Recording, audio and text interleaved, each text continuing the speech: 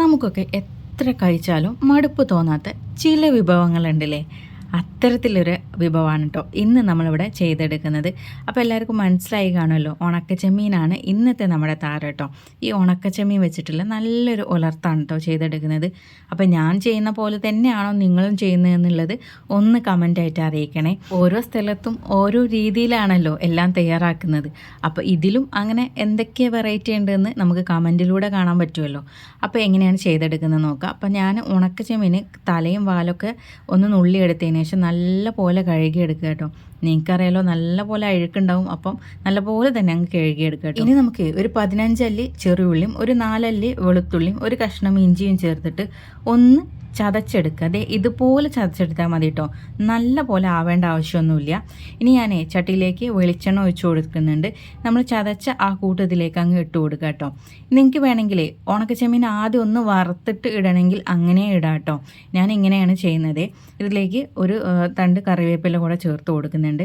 ഇതൊന്ന് ആയി വരുമ്പോൾ ഇതിലേക്ക് വറ്റൽമുളക് ചതച്ചത് നമ്മൾ ചേർത്ത് കൊടുക്കുന്നുണ്ട്.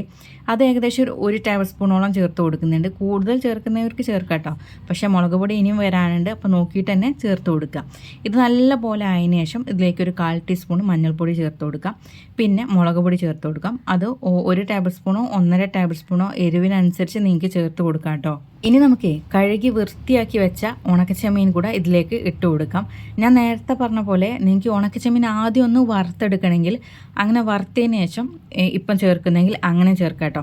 അപ്പോൾ നമുക്ക് ഈ സമയത്ത് ഒരുപാട് ഇട്ട് വറക്കേണ്ട ആവശ്യം വരില്ല. ഇത് നമ്മൾ കുറച്ച് നേരം ഇങ്ങനെ വറുത്തെടുക്കുന്നുണ്ട് കേട്ടോ. ഇതിലേക്ക് ആവശ്യത്തിനുള്ള ഉപ്പ് കൂടെ ചേർത്ത് കൊടുക്കാം.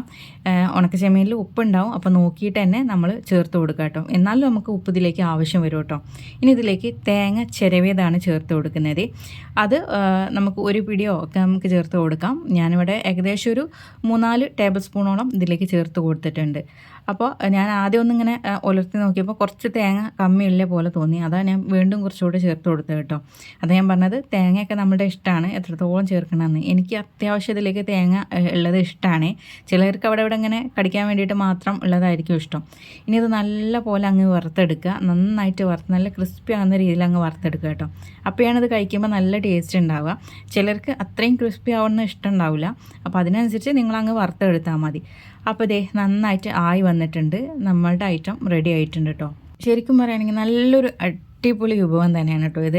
നമുക്ക് എത്ര കഴിച്ചാലും മടുപ്പ് വരില്ല. ചോറിൻ്റെ കൂടെയൊക്കെ ഈ ഒരു ഐറ്റം ഉണ്ടെങ്കിൽ പിന്നെ വേറെ എന്തായാലേ വേണ്ടത്. അപ്പോഴേ ഈ ഒരു വീഡിയോ നിങ്ങൾക്ക് ഇഷ്ടപ്പെടുവാണെങ്കിൽ ലൈക്ക് ചെയ്യാനും ഷെയർ ചെയ്യാനും മറക്കരുത്. അതുപോലെ തന്നെ എൻ്റെ ചാനലിലേക്ക് ആദ്യമായിട്ട് വരുന്നവരുണ്ടാവും, അങ്ങനെയുള്ളവർ ചാനൽ ഫോളോ ചെയ്യാനും മറക്കരുത് കേട്ടോ. അപ്പോൾ എല്ലാവർക്കും താങ്ക്സ് ഫോർ വാച്ചിങ്.